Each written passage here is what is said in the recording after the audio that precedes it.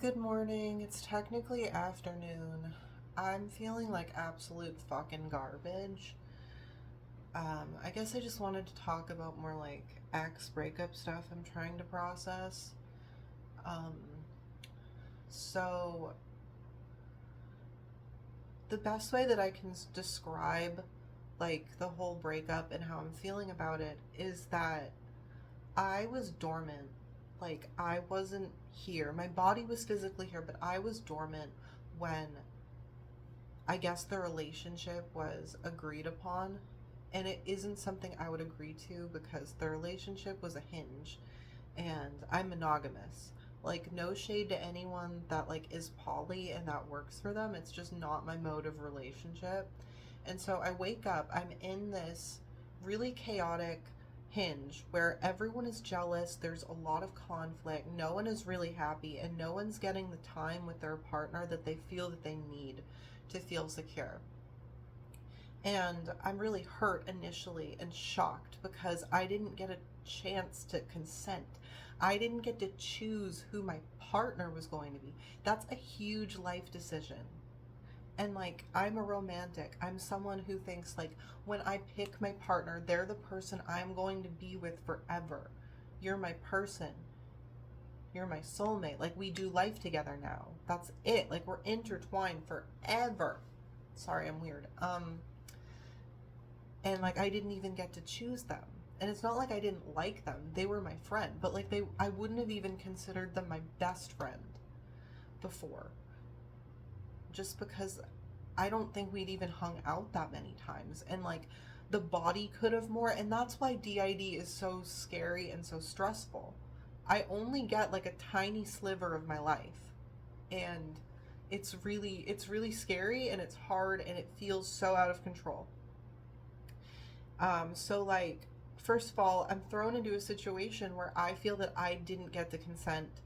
And even so, over time I adapt and I feel like, yeah, I do love them. And there was part of me that was happy to have woken up in a relationship, even one that I didn't get to consent to, or one that was polyamorous, even though I'm monogamous, because I've always wanted someone to love, and I was really struggling previously to find a partner and to find someone that had the same values as me, that like wanted commitment and companionship and you know, just do life together. It was hard for me to find that. So I was like, well, I woke up and I have someone. I have commitment. But then I came to learn more so what things were like. And there wasn't really commitment because their priority had to be their husband, um, for like more reasons that I guess I could talk about later. But right now, I want to talk about like some other things. But yeah, it felt like I sacrificed a lot. It felt like I sacrificed my need for monogamy, my my need to have immediately broken up with them because I was stunned. I was out of it. I was so confused. Like, and like, I was happy. I was really happy because like, one of the main things that I came to learn, like, when when I came to, was that um this could be TMI. Like, this could be TMI. I like DDLG. Okay. If you do too, hi. Um, and that was something I wanted, like a caregiving aspect to whatever partner that I decided to be with. And when I came to, this was in my partner's car with their husband in the back seat, I'm in the passenger seat, and I'm like, where am I? Like, it's been a really long time. And they're like telling me that everything that happened, that we're like in this relationship, and there's like sort of a caregiving aspect to it. Um, and I was like, first of all, shocked, very out of it, but I'm thinking, that's amazing. I've always wanted someone that could like care for me like that. Um, and Come to find out, it wasn't really that way. Come to find out that the husband actually got more caregiving than I did, and that made me really jealous, I think, or envious, maybe both. Like, he straight up had a point chart in their bedroom, like a dry erase one, and I don't know. It was something I always wanted. And like, granted, I didn't have context for the relationship. I didn't know that like what things were going to be like. I just heard that like it was sort of like a caregiver little type thing, but it really wasn't. Like, there, I didn't get a chart, like I didn't get a sticker. Like, honestly, they just yelled at me. It felt like everything, especially like regarding my pessimism and my depression, I felt like they fought me on that a lot. I often struggle to think positively, and like when I'm really depressed, when I'm dysregulated, and they would just tear into me for it. It felt like they acted like me feeling that I wasn't capable of doing anything to like better myself when I was upset was a slight against them. No, it's my brain chemicals like being fucked. They'd be like, well, it feels like I suggest all these things for you to do, and then you just don't do them. And I don't want to keep having to listen to you cry and vent over feeling lonely and feeling trapped when you're not going to do anything about it. But I kept trying to explain to them that I know the things that I could do about it, but I'm afraid to do those things. And like, I tried to explain that I'm actually a lot more open-minded than I seem to be.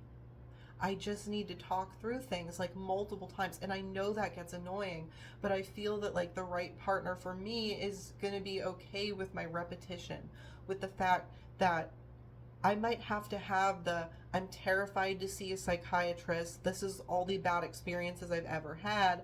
And like, I'm afraid that these will happen again. I might need to have that conversation like 5 to 8 times before I can sort of like reconcile and be like, okay, I'll give it a try. I, but I guess like it was repetitive and it got annoying, and they they didn't want to see me in pain, and their solutions focus. So like, well, why don't you do this thing? But it kept making me feel not heard and not listened to. And um and I know the situation, like the hinge, is a lot more complicated than like this generalization can really paint, but like this is my feelings, and like I need to get the feelings out. Like, genuinely, I feel that I have been good luck babed, and that doesn't feel good. Like, I'd been really struggling with like my sexuality and the fact that like I'm a lesbian and it's still hard for me to say it, for like a really long time. And I actually went dormant from a trauma where I was just kind of lied to and tricked by a really shitty man. And I come to in this relationship with like another AFAB person, and which is a total like mind fuck. It's confusing everything I previously said. And then I have to, during this time, grapple with my sexuality, with the fact that I woke up in this relationship with another like sapphic ish person. I mean, they're a system too, so like they're a they, they're a them, they're a he, they're a she, they're everything. But like AFAB person, I guess. And go through the whole thing, my whole life, of being like, oh, is that why every time I had sex it was horrible? Well, like with a man. Is it not just that they have no skill? Like, and then I had to like go through a lot of experiences where I was sort of like bullied, because people, I don't know if like they could tell, or if they were just stupid kids that used, I don't know, mean, I don't know, kids would call me a dyke a lot. Like, I got called a lesbian as an insult growing up, and that was really hard for me. And then also I did know I had those attractions, and it was painful to be alone in that. Like, I was the weird girl in high school in love with like her best friend, who would constantly just blow her off to go hang out with like this boy who bullied me. And wow, I guess this is trauma. I guess the reason this was so hard for me to reconcile with is trauma.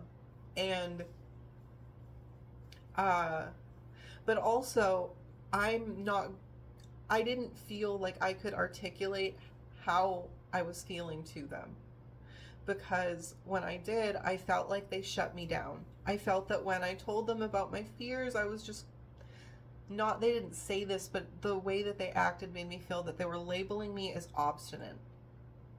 And then, like, if I said, like, that I felt that way, they'd be like, well, I'm never going to get past your own self perception, so why do I try? And I'm just like, that made me feel so let down, like, to hear that. Like, am I really such a brick wall? Like, I thought I was a lot more open minded than they made me seem to be. But, like, I don't know. Like, my ex and I, we agreed that we were gonna only have, like, logistical conversations from here on out because we both need to heal and, like, grow from this.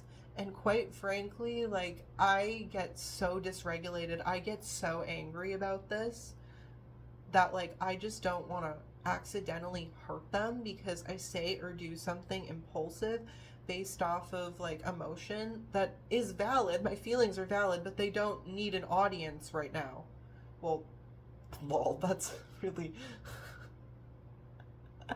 sorry. Sorry, that's a huge contradiction I just realized. Well, they don't need my ex's eyes. Like, I people who are not involved in the situation would not be hurt by this, and obviously those people will not see this, so I guess that's okay. But yeah, yikes. It's hard. I think I gotta go make some food and, like, stop ranting so much, but, like, thanks for hanging out with me, I guess, this morning where I complain. Um, I hope you have a good rest of your day.